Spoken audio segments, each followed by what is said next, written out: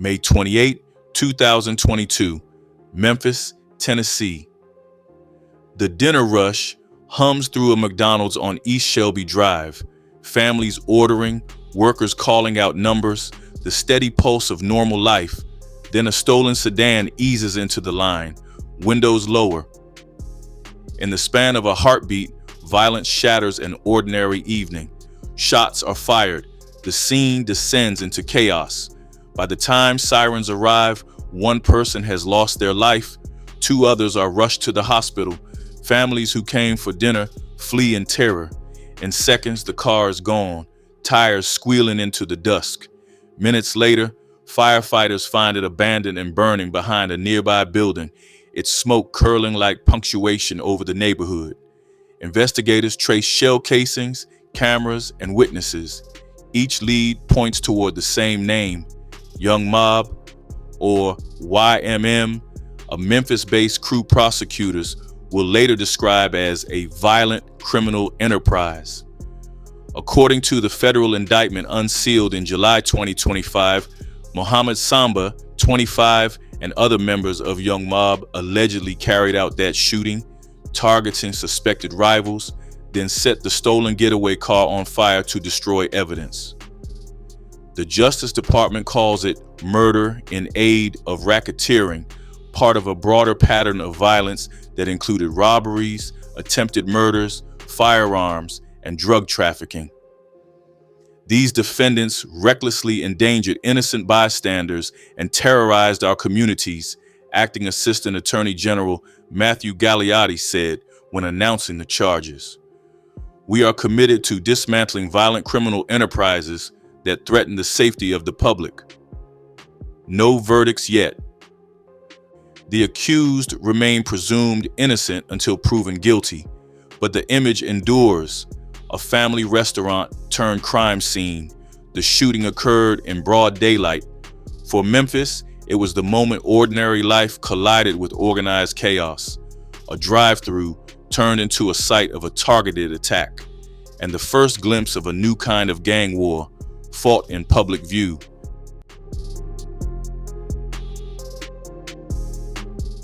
Memphis isn't Los Angeles, it isn't Chicago, but its neighborhoods, Hickory Hill, South Memphis, Whitehaven, carry their own borders drawn by poverty, pride, and proximity. From those streets rose a name that began to echo through police radios and social media feeds alike: Young Mob, sometimes shortened to YM or YMM. At first, detectives wrote it off as noise, an online clique chasing fame through hashtags and mixtapes, but the violence that followed proved the brand was real.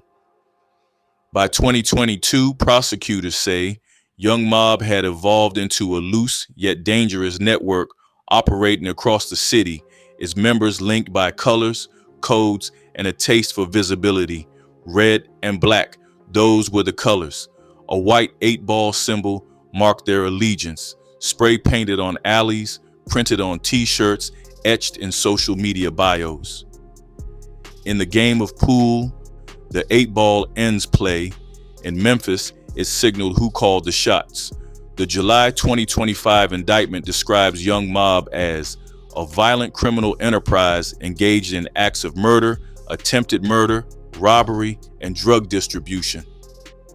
Members, the document alleges, were required to commit acts of violence to gain or maintain status within the gang. It wasn't hierarchy, it was proof. Among the 8 men charged, one name stands out to local ears: Brian Lackland, 35, known on stage as Stupid Duke. To some, he was another rapper, grinding for recognition. To law enforcement, a figure whose lyrics mirrored the crimes under investigation. His music videos, Cars, Chains, Red Rags, became both soundtrack and evidence, prosecutors claim, blurring the line between art and confession.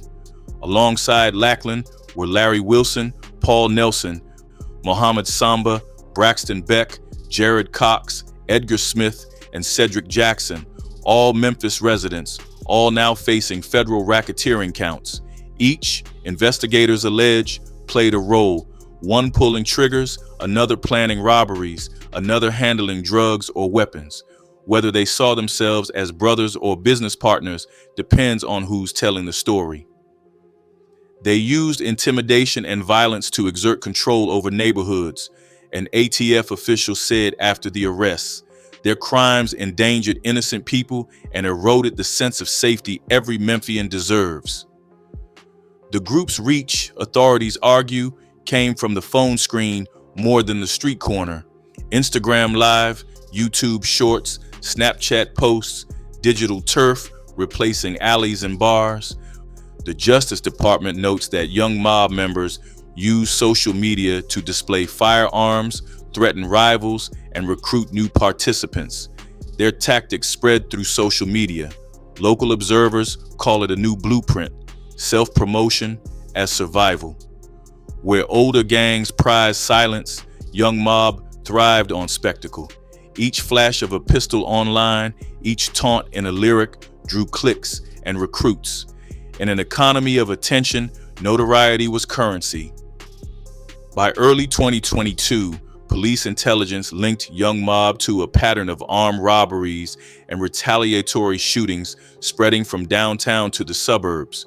The crime seemed uncoordinated, but investigators began to see repetition. Same weapons, same emojis, same 8-ball tag, a digital fingerprint stamped on real-world pain.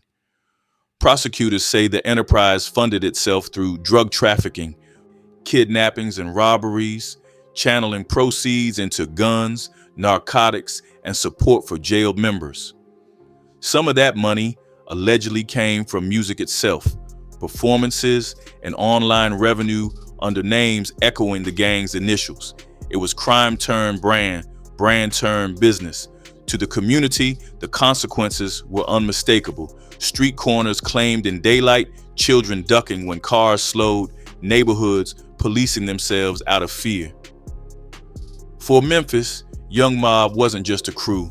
It was a mirror held to a generation raised on visibility and volatility. By the time the federal task force began mapping their movements, the red and black identity had already taken root. Posts outpaced patrols. Each image said the same thing. We're here. And somewhere behind every post, the violence kept score.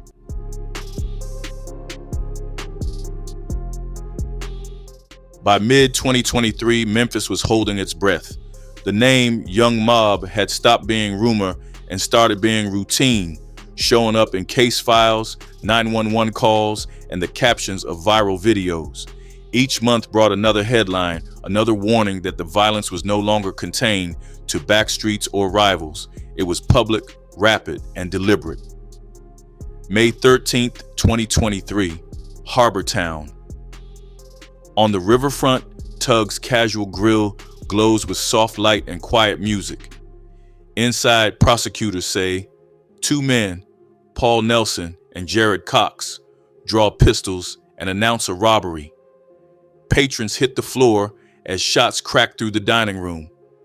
In the confusion, a third participant, another young mob member whose name remains under seal, is fatally wounded. Nelson and Cox allegedly transported the victim from the scene in a stolen vehicle, which was later found abandoned and burned.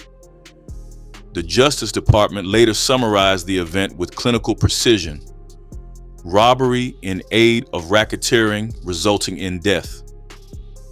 For Memphis, it was something else, a shattering of the illusion that certain neighborhoods were immune. March 17th, 2024, South Memphis. Investigators claim Brian Lackland and Braxton Beck planned a retaliatory ambush against a rival. A dark sedan circles the block 3 times before gunfire erupts. The target survives. Police respond within minutes, interrupting what prosecutors call an attempted murder in aid of racketeering. Ballistics from shell casings later match weapons used in the Harbortown case. The same guns, the same signature. June 11th and 12th, 2024, Midtown. Evening at a tattoo shop, needles buzzing, music low. 4 men enter: Lackland, Wilson, Beck, and Jackson. They brandish handguns, demanding cash. A silent alarm sounds. Police arrive and the robbers flee, but they return less than an hour later. This time, the officers are gone and the victims are still sweeping glass. The men finish what they started, taking money, phones, and jewelry. In the indictment, it reads simply, attempted robbery and completed robbery after police departure. In Memphis memory, it became legend. The robbery that came back, each incident feeds the next. Witnesses speak of the same pattern. Stolen vehicles, public settings, cars burned after the job. Investigators trace shell casings to overlapping guns, phones to shared accounts, emojis to matching captions. A mosaic of arrogance forms, a group convinced that fear itself was proof of power. The Justice Department notes that young mob members use social media to display firearms, threaten rivals, and recruit new participants. In practice, it meant live-streamed bragging rights, stills of pistols on car hoods, captions reading YMM business. To police, each post was evidence. To teenagers watching, it was advertising. They wanted to be seen, one federal agent later told reporters. Every crime was a performance, every gunshot a press release. By the summer of 2024, the show had an audience. Local stations aired nightly footage of flashing lights outside restaurants and strip malls. Clips spread online faster than the cases could be solved. Parents changed routes home. Store owners installed bullet-resistant glass. Even in the quiet suburbs, the fear felt close. Federal prosecutors began charting timelines. May 28, 2022, the McDonald's drive-thru murder. May 13, 2023, Tugs Grill robbery. March 17, 2024, attempted murder. June 11th and 12th, tattoo shop robberies. 4 scenes, same crew, same trail of fire. Patterns became proof.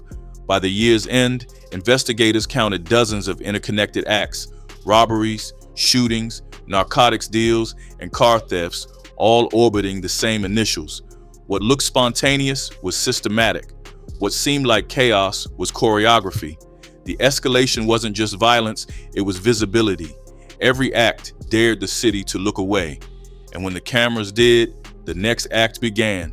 For the Justice Department, the evidence suggested momentum, crime evolving from isolated incidents into organized enterprise.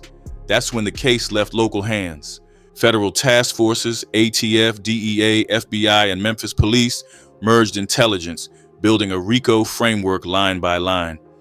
Phone records, videos, firearm traces, bank data, every digital footprint converted into federal language, conspiracy, intent, pattern, enterprise. These charges demonstrate our commitment to protect the public from violent offenders. Acting AAG Matthew Galliotti said, when the indictment was announced, "We will not allow individuals to endanger innocent lives for reputation or profit." The momentum of crime had met the patience of law. Agents watched, logged, and waited, collecting the raw material for a sweep they called inevitable. Memphis kept breathing through clenched teeth, each siren another reminder that the story wasn't over yet. When the city finally sleeps, it sleeps lightly, because every headline begins the same way: another shooting, another symbol, another post, and each one ends with a warning.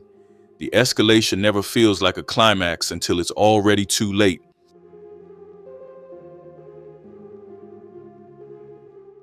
Every trigger pulled in Memphis carried an invoice. Behind the noise and the notoriety, prosecutors say, was an economy, raw, unregulated, and violent. The Justice Department's language is clinical.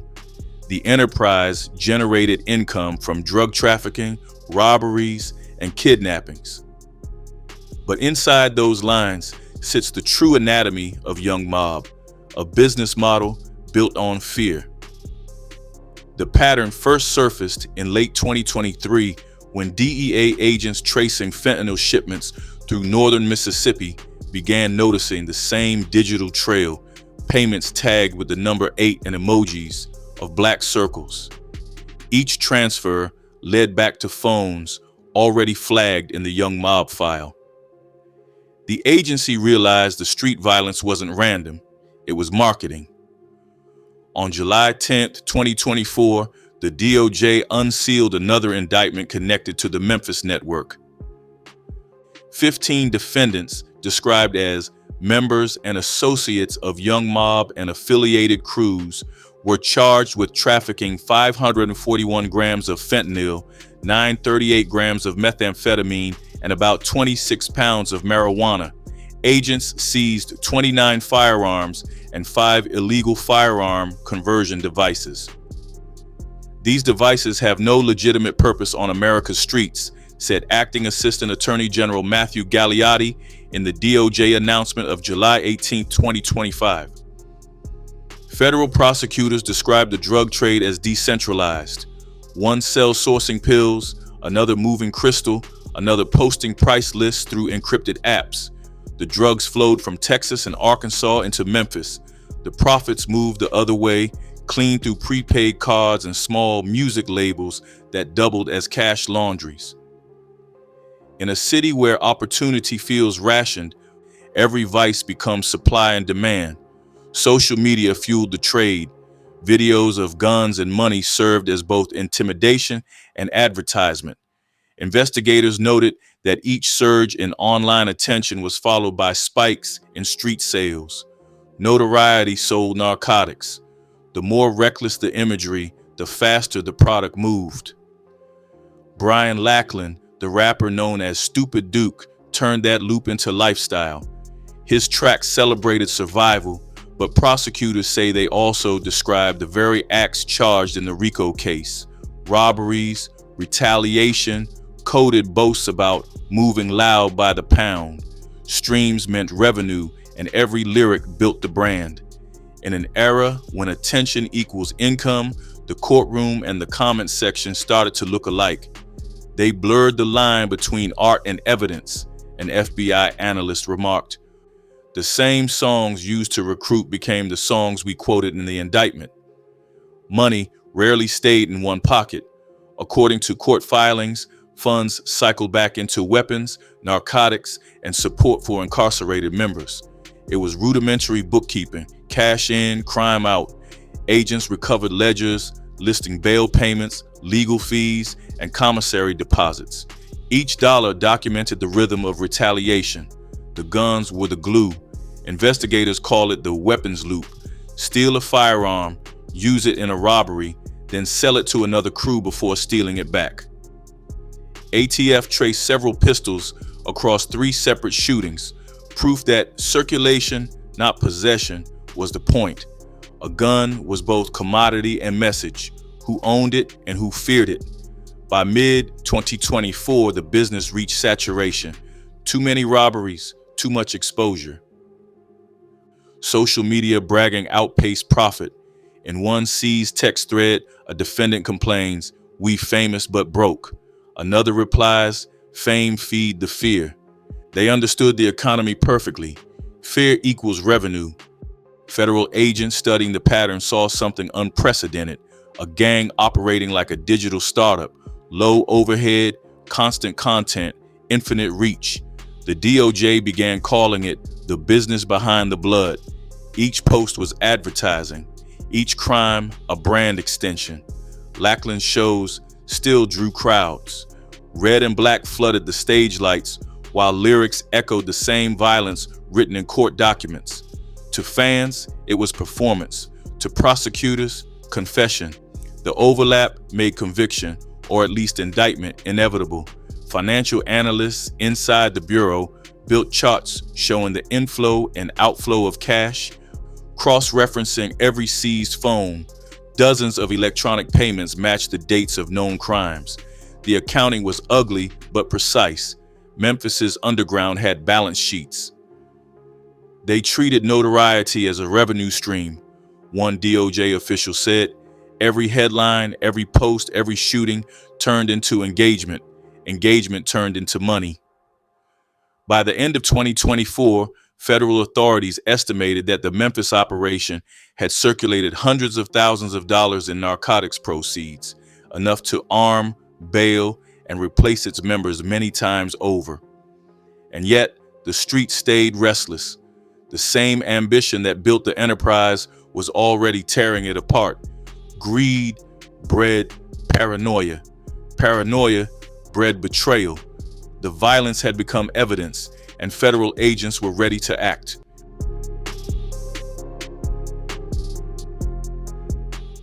By mid-2025, the investigation that began in silence was ready to speak in federal court.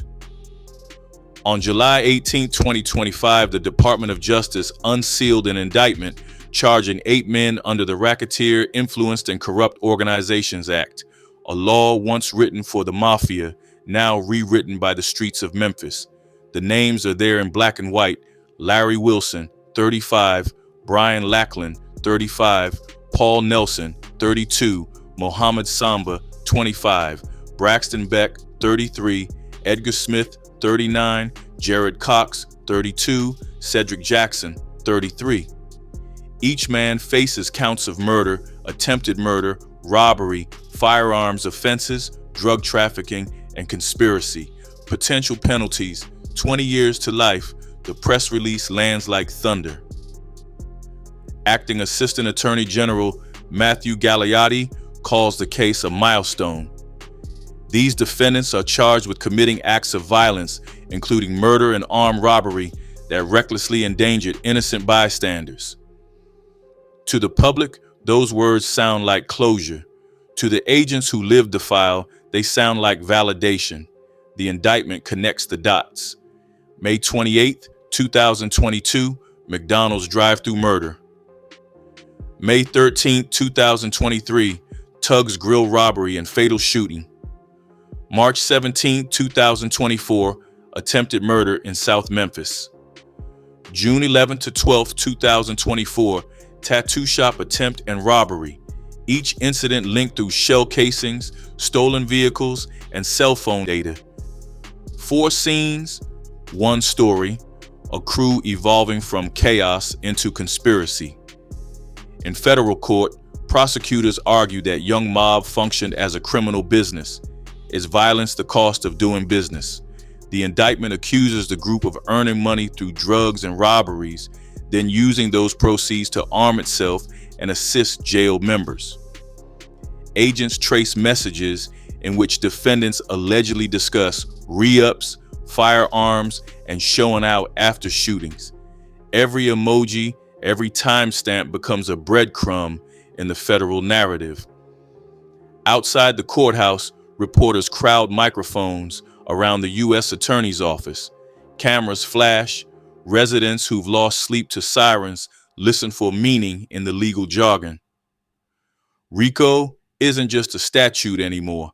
It's a signal that the city's bloodshed has crossed the federal threshold. But inside the task force war room, there's no celebration. They know that indictment doesn't equal conviction, that evidence still must breathe in front of a jury. The work continues, tracing financial ledgers, analyzing cell towers, matching shell casings to firearms seized in the 2024 drug case. The investigation doesn't end with charges, an ATF agent reminds a local reporter. It ends when the violence stops. The arrests come quietly, no movie scenes, no lights. Defendants are taken into custody across Memphis without incident. Neighbors wake to unmarked cars and federal jackets moving through dawn mist. Within hours, 8 men stand before a magistrate, each pleading not guilty, each represented by counsel. The judge reads the standard phrase, "The defendants are presumed innocent until proven guilty in a court of law." It's both reminder and ritual, the line separating justice from vengeance. Back outside, the city exhales. Community leaders call the indictment a necessary step toward peace. Parents walk children to school a little more confidently. For a moment, it feels like the storm has passed. Yet even among law enforcement, optimism stays measured. Memphis has seen cycles before. New names, same headlines. Every takedown leaves space for someone younger. You can arrest the people, one veteran officer says, but you can't arrest the hunger. Still, progress matters. For the first time in years, data shows shootings dipping, posts quieting, silence spreading where noise once ruled. The task force calls it the ripple effect, fear replaced briefly by the sound of nothing. In conference rooms, prosecutors prepare for trial. Agents label evidence bags, edit transcripts, and replay body cam footage that has long since lost shock value. The city watches from a distance, hoping the process holds. Whether or not juries convict, the message is written. Young mob, once a name painted in red and black, now appears in black ink on federal paper. For the Justice Department, that transformation is victory enough.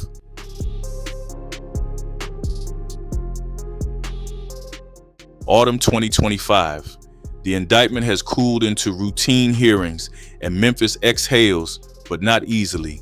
The McDonald's on East Shelby Drive is open again. New paint, same smell of fryer oil. At night, the drive-thru glows under fluorescent comb, though workers still tense when cars linger too long. 8 defendants now wait behind federal walls. Their names appear in court dockets and evidence logs instead of lyrics and live streams. Prosecutors call it accountability. Residents call it relief. The DOJ repeats its phrase, an important step toward community safety. Yet, even officials admit a statute can't erase a legend. Online, the symbols live on. Red and black emojis, the 8-ball icon, fragments of Stupid Duke verses clipped from old videos. Teenagers repost them without context, mimicking the style if not the story. The brand survives longer than the men who made it. Culture doesn't vanish with arrests. A Memphis criminologist tells a local station, it mutates. What was once terror becomes imitation. In neighborhoods that once hid from gunfire, murals of peace bloom over the graffiti. Churches host night programs. Youth centers play cautionary clips from the DOJ press conference. The message is simple. Visibility cuts both ways. If crime can trend, so can consequence. Inside a detention center cell, Brian Lackland writes letters, part apology, part autobiography. He warns younger fans not to repeat his mistakes. Prosecutors call it damage control. His attorney calls it growth. Only time will decide which.